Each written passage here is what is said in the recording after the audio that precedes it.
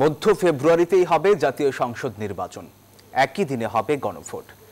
জাতির উদ্দেশ্যে দেয়া ভাষণে এই সিদ্ধান্তের কথা জানিয়েছেন প্রধান উপদেষ্টা ডক্টর মোহাম্মদ ইউনূস। তিনি জানান, সংসদের উচ্চ কক্ষে থাকবে পিআর।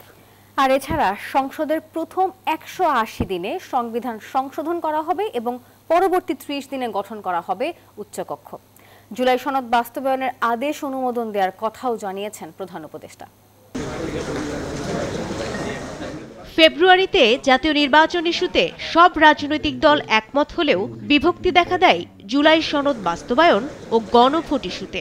জাতির উদ্দেশ্যে দেয়া ভাষণে প্রধান উপদেষ্টা জানান, একই দিনে হবে জাতীয় সংসদ নির্বাচন ও গণভোট, উচ্চ কক্ষে থাকবে পিআর। আগামী জাতীয় সংসদ নির্বাচনের দিনেই গণভোটের আয়োজন করা হবে, অর্থাৎ জাতীয় নির্বাচনের মতো গণভোটও ফেব্রুয়ারির প্রথমার্ধে একই দিনে অনুষ্ঠিত হবে। এতে সংস্কারের লক্ষ্য কোনোভাবে বাধাগ্রস্ত হবে না। নির্বাচন আরও উৎসবমুখর ও সাশ্রয়ী হবে। ভাষণে প্রধান উপদেষ্টা বলেন, গণভোট আয়োজনের জন্য উপযুক্ত সময়ে প্রয়োজনীয় আইন প্রণয়ন করা হবে।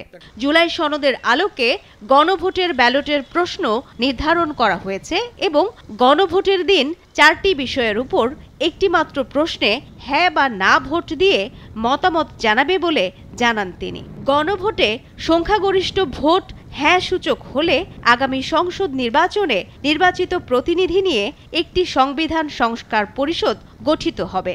আশা করি আগামী নির্বাচিত সরকার সংসদে আলাপ আলোচনার মাধ্যমে এইসব সংস্কার গ্রহণ করবে। আমাদের আরেকটি গুরুদায়িত্ব হচ্ছে সুষ্ঠু নির্বাচন অনুষ্ঠান।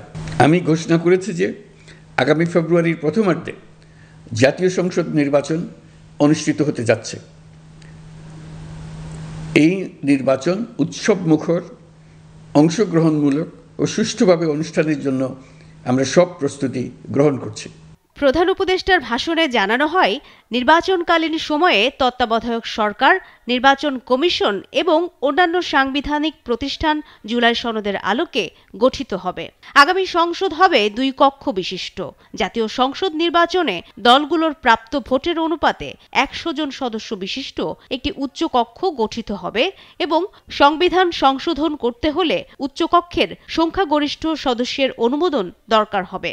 সংসদে নারীর প্রতিনিধি বৃদ্ধি, বিরোধী দল থেকে ডেপুটি স্পিকার ও সংসদীয় কমিটির সভাপতি নির্বাচন, প্রধানমন্ত্রীর মেয়াদ সীমিতকরণ, রাষ্ট্রপতির ক্ষমতা বৃদ্ধি, মৌলিক অধিকার সম্প্রসারণ, বিচার বিভাগের স্বাধীনতা ও স্থানীয় সরকার সহ বিভিন্ন বিষয়ে 30টি প্রস্তাবে জুলাই জাতীয় সনদে রাজনৈতিক দলগুলোর ঐক্যমত্য হয়েছে। সেগুলো বাস্তবায়নে আগামী নির্বাচনে বিজয়ী দলগুলো বাধ্য থাকবে। এই প্রতিনিধিরা একই সাথে জাতীয় সংসদের সদস্য হিসেবে দায়িত্ব পালন করবেন। পরিষদ তার প্রথম অধিবেশন শুরুর তারিখ থেকে 180 কার্যদিবসের মধ্যে সংবিধান সংস্কার করবে। সংবিধান সংস্কার সম্পন্ন হওয়ার পর 30 কার্যদিবসের মধ্যে সংসদ নির্বাচনে প্রাপ্ত ভোটের সংখ্যানুপাতে উচ্চ কক্ষ গঠন করবে। এর মেয়াদ হবে নিম্নকক্ষের শেষ কার্যদিবস পর্যন্ত। আগামী ফেব্রুয়ারিতে সুষ্ঠু নির্বাচন অনুষ্ঠানের বিষয়ে অভ্যুত্থানের সপক্ষের রাজনৈতিক দলগুলোকে অবশ্যই ঐক্যবদ্ধ থাকতে হবে। তা না হলে জাতি এক মহা বিপদের সম্মুখীন হবে।